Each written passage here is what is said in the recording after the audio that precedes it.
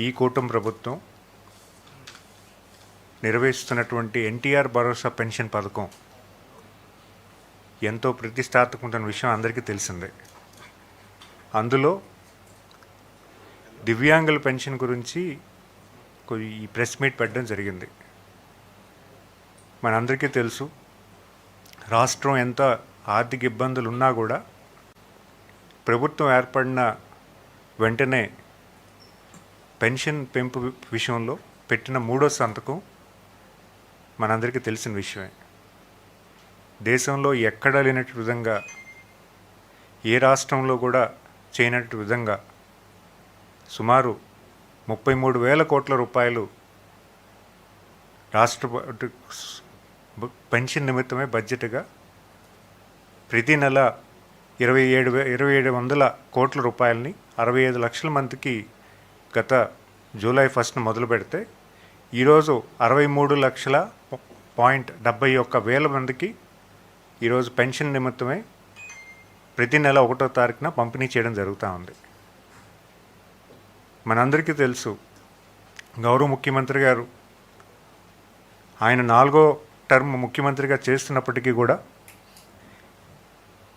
ఎలాగా సమాజంలో పేదరికం నిర్మూలన చేయాలి, ఏ రకంగా అయితే ప్రజలు పేదరికం నుంచి బయటకు వస్తారు అనే విషయంలో ఎప్పుడూ ఆయన చేస్తున్నటువంటి ప్రయత్నం చిన్నది కాదు.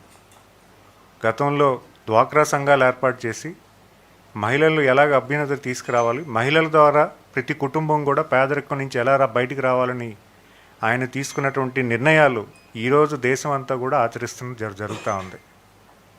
మరి అలాగే ఈ పెన్షన్స్ కూడా అంతే ప్రాధాన్యతతో గత తెలుగుదేశం ప్రభుత్వాల్లో చేసుకున్నటువంటి నిర్ణయాల్లో వికలాంగులకి పెన్షన్ కల్పించడంలో కానీ, వితంతులకు పెన్షన్ కల్పించడం కానీ, వీవర్స్కి పెన్షన్ కల్పించడంలో కానీ అన్ని నిర్ణయాల్లో కూడా గత తెలుగుదేశం ప్రభుత్వంలోనే ఎక్కువ నిర్ణయాలు ఉన్న విషయం ప్రజలందరూ కూడా గమనించాలి. అన్న నందమూరి తారక రామారావు గారు మొట్టమొదటిసారిగా పెన్షన్ స్టార్ట్ చేశారు. దివ్యాంగులకి పెన్షన్ కూడా తెలుగుదేశం ప్రభుత్వంలో రావడం జరిగింది.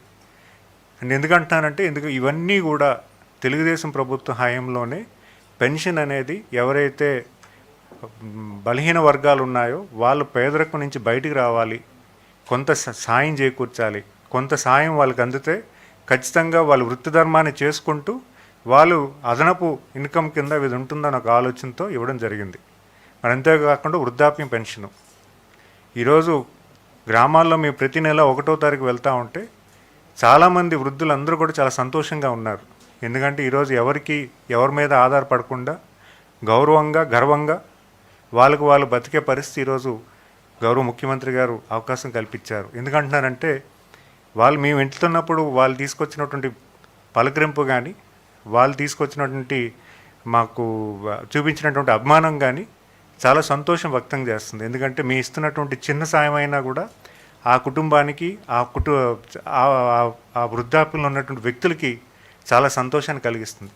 అదేవిధంగా దివ్యాంగులకు కూడా వాళ్ళు ఒకేసారి ఈ ప్రభుత్వం ఏర్పడిన వెంటనే 3,000 నుంచి 6,000 రూపాయలు పెన్షన్ పెంచడం వల్ల కూడా వాళ్ళు కూడా చాలా సంతోషం వ్యక్తం చేయడం జరిగింది.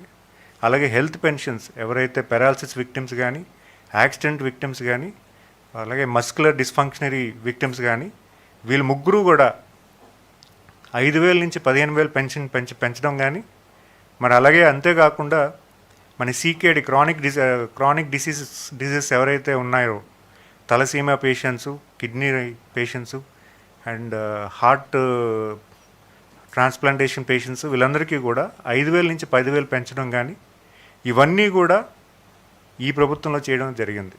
వాళ్ళందరూ కూడా చాలా సంతోషం వ్యక్తం చేయడం జరుగుతుంది. ఈ ప్రభుత్వం ఇస్తున్నటువంటి చిన్న సాయం కూడా వాళ్ళకి చాలా పెద్ద సాయంగా భావిస్తూ ప్రభుత్వంతో మంచిగా ఈరోజు మంచి అభిప్రాయంతో ముందుకు వెళ్ళడం సాగుతోంది. అయితే గత కొన్ని రోజులుగా ప్రతిపక్ష నాయకులు సుమారు 4,50,000 పెన్షన్స్ తొలగించామని ఒక తప్పుడు ప్రచారం చేయడం జరుగుతూ ఉంది. 4 లక్షల పెన్షన్స్, 4,50,000 పెన్షన్స్ తీసిన విషయం వాళ్ళు ఏదైనా ఆధారాలు ఇస్తే బాగుండేది.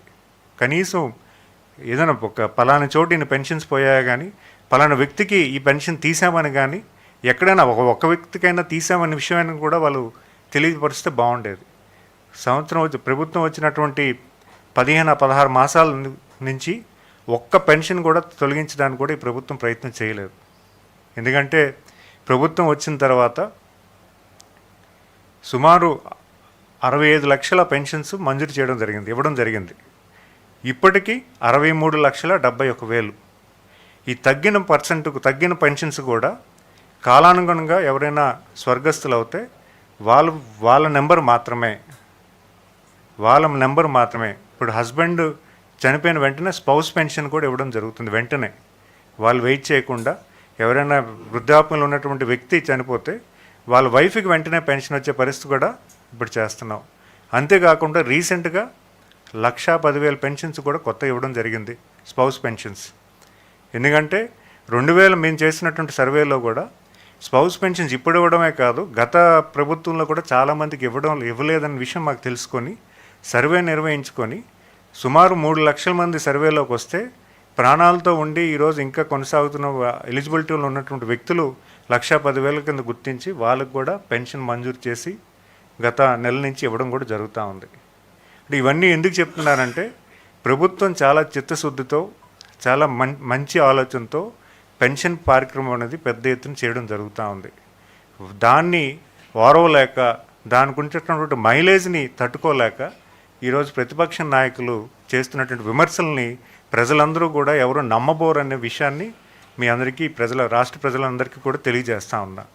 మరి అంతేకాకుండా ఈరోజు దివ్యాంగుల పెన్షన్స్ కూడా మనం మాట్లాడుకోవాలి. దివ్యాంగుల పెన్షన్స్లో 3,000 నుంచి 6,000 చేశాము, 5,000 నుంచి 15,000 చేశాము. అయితే గత ప్రభుత్వం ఏర్పడిన కొద్ది రోజుల్లోనే కోనసీమ జిల్లాలో అలాగే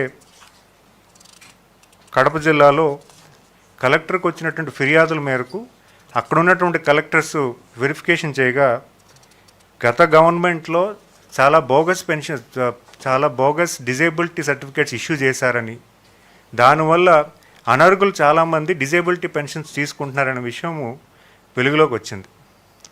అప్పుడు గౌరవ ముఖ్యమంత్రి గారు ఇది ఎంతవరకు కరెక్ట్ అన్నది ఒక విశ్లేషణ చేయమంటే మేము చూసింది ఏంటంటే, వికలాంగుల పెన్షను గత 5 సంవత్సరాల్లో సుమారు 2,07,000 మంది కొత్త మందికి ఇవ్వడం జరిగింది. అంతకుముందు ఉన్నటువంటి నెంబరు 6 లక్షలు. అంటే 15 సంవత్సరాలుగా 6 లక్షలు ఉంటే కేవలం 5 సంవత్సరాల్లోనే 2,10,000 పెన్షన్స్ కొత్తగా ఇవ్వడం జరిగింది. ఎందుకు అలాగ ఇవ్వడం జరిగింది అనేది విశ్లేషణ చేయగా చాలా అనర్హులకి గత పరిపాలనలో అనర్హులకి చాలామందికి పెన్షన్స్, వికలాంగుల పెన్షన్ సర్టిఫికేట్స్ ఇవ్వడం జరిగిందనేది వెలుగులోకి రాగా మేము మొత్తం అన్ని సర్టిఫికేట్స్ని కూడా వెరిఫై చేయమని గౌరవ ముఖ్యమంత్రి గారు ఆదేశాలు ఇవ్వడం జరిగింది. చాలా పారదర్శకంగా, అంటే ఎవరైతే హెల్త్ పెన్షన్స్ ఉన్నాయో వాళ్ళ ఇంటికి డాక్టర్ వెళ్ళి వెరిఫికేషన్ చేయడం జరిగింది. ఎందుకంటే 9 months ప్రాసెస్ ఇది ఈ రోజు చేసింది కాదు, సుమారు 9 నెలలుగా దీని ప్రాసెస్ ఇనిషియేట్ చేశారు. ఎక్కడా కూడా అధికారులకి గాబరా పెట్టలేదు, లేకపోతే అధికారులకి ప్రెజర్ పెట్టలేదు. చాలా పారదర్శకంగా, చాలా ట్రాన్స్పరెంట్గా చెప్పడం జరిగింది. హెల్త్ పెన్షన్స్ ఇంటింటికి వెళ్ళి వెరిఫికేషన్ చేయడం జరిగింది. మరి అలాగే డిజేబిలిటీ పెన్షన్స్కి సుమారు 125 సెంటర్స్ని రాష్ట్రమంతా కూడా ఓపెన్ చేసి, ముందుగా ఈ వికలాంగులకి పలానా రోజు ఇక్కడ వెరిఫికేషన్కి మీకు స్లాట్ ఓపెన్ చేశాము, ఆ స్లాట్కి మీరు అటెండ్ అవ్వాలని వాళ్ళకి రిక్వెస్ట్ చేశాము. ఆ స్లాట్ నిమిత్తమే ఆ రోజు వికలాంగులు ఎవరైతే ఉన్నారో వాళ్ళు కూడా వెళ్ళి వెరిఫికేషన్ చేసుకోవడం జరిగింది.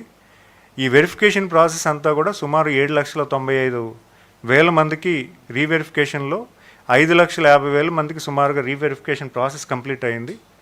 ఈ 5,55,000లో ఉన్నటువంటి సర్టిఫికేట్స్ అన్నీ కూడా ఈరోజు అప్లోడ్ అయ్యి, అందులో ఎలిజిబిలిటీ ఉన్న వాళ్ళందరికీ, ఇన్ఎలిజిబుల్ ఎవరైనా ఉంటే వాళ్ళకి కొంత నోటీస్ ఇవ్వడం జరిగింది.